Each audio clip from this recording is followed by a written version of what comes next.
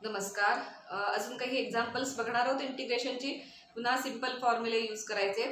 Next example is integration of 5x + 2 upon 3x - 4 dx. आता इथे जर न्यूमरेटर कॉन्स्टंट असता तर डायरेक्ट लॉगचा फॉर्म्युला अप्लाय करता आला असता.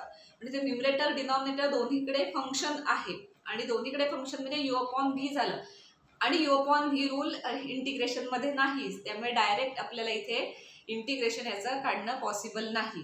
अगदी सिंपल दिसतं एक्झाम्पल, पण डायरेक्ट इंटिग्रेशन काढता येणार नाही. त्यासाठी आपल्याला तो डिव्हिडंड डिव्हायझर हा फॉर्म्युला वगैरे ते सगळं अप्लाय करायला लागेल. म्हणजे काय की एकतर फर्स्ट स्टेप काय करायची, u/v आली इंटिग्रेशन मध्ये तर फॅक्टरायझेशन येतंय का चेक करायचं. फॅक्टरायझेशन मध्ये काहीतरी कॅन्सल होतं आणि मग सिम्प्लिफाय होऊ शकतो. ते इथे शक्य नाही, फॅक्टरायझेशन दिसत नाहीये. काही कॉमन येत आहे का, कॉमन येऊन बाहेर तसंही काही दिसत नाही. सो आपल्याला डायरेक्ट आता डिव्हिजनच करावी लागणार आहे. म्हणजेच काय की हा न्यूमरेटर आहे, हा आहे डिव्हिडंड. या डिव्हिडंडला ह्या डिव्हायझरने डिव्हाइड करूनच आता आपल्याला त्या फॉर्ममध्ये लिहायला लागेल. म्हणजे मग कुठेतरी हा जो डिनॉमिनेटर आहे तो तिथे दिसायला लागेल आणि तो दिसला की मग तिथे डिनॉमिनेटर न्यूमरेटर मध्ये काही कॉमन असेल तर जाईल वगैरे.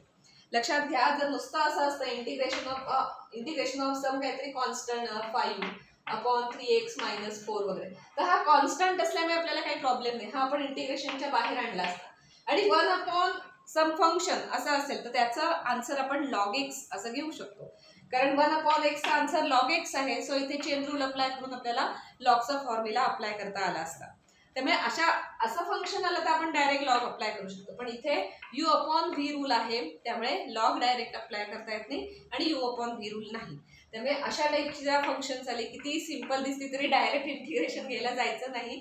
आणि इथे इंटिग्रेशन ऑफ u/v नसतं. सो डायरेक्ट इंटिग्रेशन घ्यायचं नाही. आधी तो डिव्हिडंड डिव्हायझर कोशंट वगैरे जो रूल आहे ना तो अप्लाय करायचा. आता डिव्हिडंड कोण आहे, ह्याच्यात हा आहे, त्याला डिव्हाइड कोण करायचं, ह्या टर्मने डिव्हाइड करायचंय आणि तो रिमाइंडर फॉर्म मध्ये तो लिहायचा आणि मग त्याच्यात काही कॅन्सल वगैरे होते का, सिम्प्लिफाय होते का चेक करून फायनल स्टेजला जेव्हा अशा पद्धतीने येतील टर्म्स तेव्हा मग इंटिग्रेशन घ्यायचं.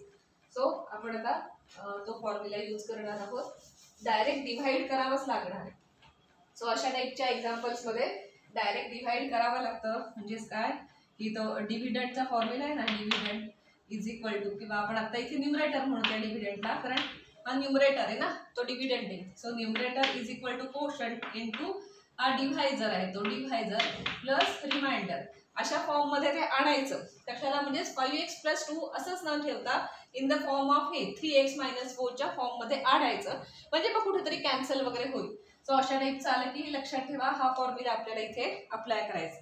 म्हणजेच काय, सरळ सरळ 5x + 2 ला डिव्हाइड करायचे कोणी, 3x - 4 ने. आता हे डिव्हाइड कसं करायचं, पॉलिनॉमियल टू पॉलिनॉमियल डिव्हिजन, हे आपल्याला 7th or 8th मध्ये झालेलं आहे. सिंपल आहे, तुम्हाला माहिती आहे रूल्स कसे आहेत ते. तर ही जी टर्म असते ती फॉर्म करायची असते कोणी, आणि किती वेळा डिव्हाइड करायचं, कुठपर्यंत डिव्हाइड करत राहायचं. तर यातलं जे व्हेरिएबल आहे त्याची जी पॉवर आहे आणि ह्या व्हेरिएबलची पॉवर सेम असते, तो ती लास्ट स्टेज असते किंवा ती लास्ट स्टेप असते डिव्हिजनची. सो इथे याची x ची पॉवर 1, ह्याची x ची पॉवर 1. सो एकदाच फक्त डिव्हाइड होईल आणि जे काही येईल तो रिमाइंडर असणार आहे. त्यामुळे एकदाच फक्त आपल्याला डिव्हाइड करावं लागेल. मग आपल्याला या फॉर्म मध्ये 5x + 2 एक्सप्रेस करता येईल. Numerator can be express in the form of q × d + r. याच्यात आपण एक्सप्रेस करू शकतो. तर आता हे डिव्हाइड करताना काय काय लागतं, तर 5x ऍडजस्ट करावे लागतात 3x ला. सो 3x ला 5x ऍडजस्ट करायचं असेल तर 5 ने मल्टिप्लाय करायला फर्स्ट, तर x आहेच प्रेझेंट, 3x आहे त्याला 3 ने डिव्हाइड करायला लागेल. सो इथे क्वोशंट काय येणार आहे, 5/3. सो क्वोशंट इज 5/3, कारण 5/3 ऍडजस्ट करावे लागतात. त्यामुळे इथे आपण 5/3 लिहिणार. First quotient is 5/3. सेकंड वगैरे येणारच नाही, कारण याची आणि याची पॉवर सेम आहे, त्यामुळे एकदाच डिव्हिजन होणार. आता आपण काय करतो, एकदा हा क्वोशंट आपल्याला मिळाला की ह्या नंबरने ह्या सगळ्या टर्मला मल्टिप्लाय करून इथे लिहितो, कारण मायनस करायची असते ही सगळी टर्म ह्याच्यात. सो 5/3 × 3x, ते 5x ऍडजस्ट करण्यासाठीच केलं, त्यामुळे 5x येईलच. -4 × 5/3, -4 × 5/3 मीन्स 20/3. हे करावंच लागतं, त्याशिवाय तुम्हाला पुढचं इथे जमणार नाही ते. आता हे मायनस साईन आहे, त्यामुळे आतल्या साईन चेंज होणार, ह्याची मायनस होईल, ह्याची साईन प्लस होईल. आता आपण कॅल्क्युलेशन करूया. सो 5x कॅन्सल झाले, 0, 2 प्लस रिमाइंडर काय राहिला, 2 + 20/3. सो काय आलं 6 आणि 20 म्हणजे 26/3. So remainder is 26/3, quotient is 5/3 आणि हा डिव्हायजर आहे हा.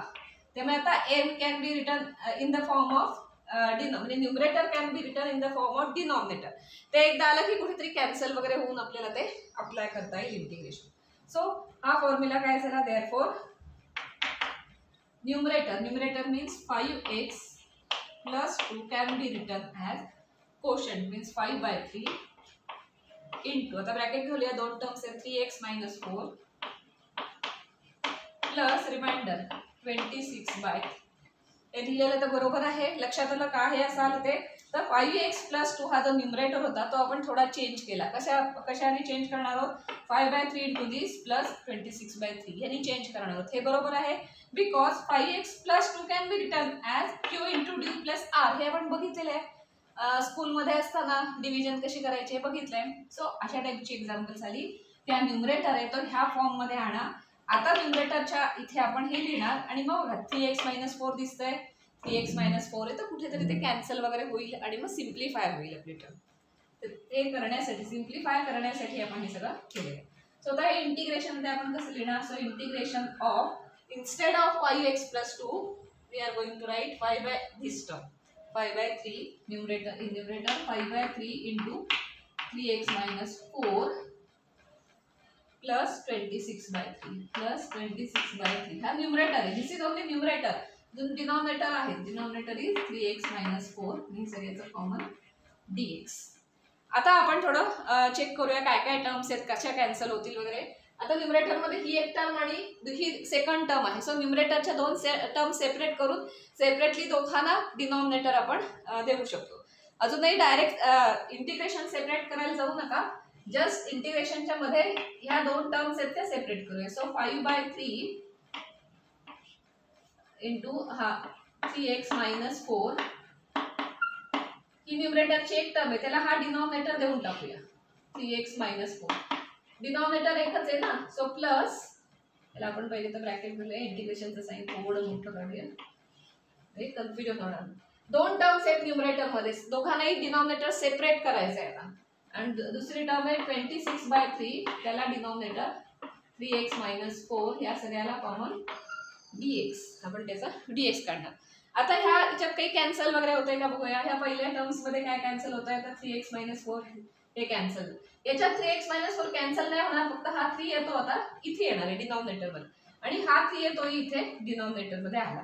So that is equal to 5/3 राहिलं इथे आणि बाकी सगळं कॅन्सल झालंय, त्यामुळे 5/3 एवढंच राहिलं इथे. प्लस इथे काय काय राहिलंय 26/3 इंटू 3x - 4 आणि या सगळ्याचं काय असणार आहे dx. या सगळ्याचं इंटिग्रेशन. या स्टेप पर्यंत लक्षात आलंय कसं करायचं ते. कशा आपण एक एक स्टेप इथे आधी ह्या फॉर्म मध्ये आणायचं न्यूमरेटर, किंवा आपल्याला हे बघा इथे एक कॅन्सल झालं आणि इथे आता हे लॉगच्या फॉर्म मध्ये येईल, असं म्हणजे लॉगचा फॉर्म्युला अप्लाय करता येईल अशा फॉर्म मध्ये आलाय. Because 26 and 3 both are constant, त्यामुळे ते आपल्याला कधी इंटिग्रेशनच्या बाहेर आणता येते. आता आपण चेक करूया 5/3 प्लस म्हणजे एक टर्म प्लस दुसरी टर्म असं असल्यामुळे आपण सेपरेटली इंटिग्रेशन करू शकतो. प्लस अँड मायनस आला एकदा की मग टर्म सेपरेट करून सेपरेट इंटिग्रेशन घेऊ शकतो. So that implies integration of 5/3 dx plus integration of 26/3 into 3x - 4 dx.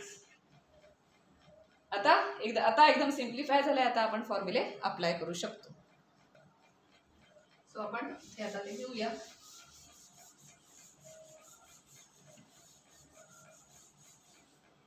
आता 5/3 चं डायरेक्ट इंटिग्रेशन घेता येईल. 5/3 याच्या बाहेर काढले की काय राहतं फक्त 1 dx, किंवा आता पहिलं सुरुवातीचे एक्झाम्पल्स आहेत म्हणून आपण घेऊया. इथे 5/3 बाहेर काढले की इथे राहिलं 1 dx प्लस इथे 26/3 आपण आउटसाइडला घेणार, राहिलं 1/3x - 4 dx. कॉन्स्टंट आहे ते इंटिग्रेशनच्या बाहेर आणता येतात जसे डेरिव्हेटिव्ह मध्ये. सो आता इथे 5/3 राहिलं which is equal to 5/3 into 1 dx integration कसं काय असणार आहे.